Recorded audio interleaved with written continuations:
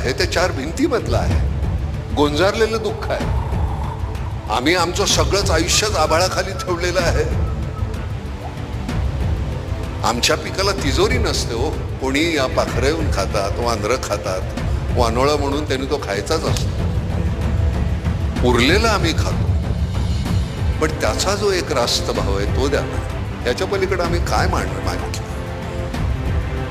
आई आमची सांगायची 16 रुपये सोनं होतं तोळा, आज 50,000. मला माहिती नाही भाव काय आहे.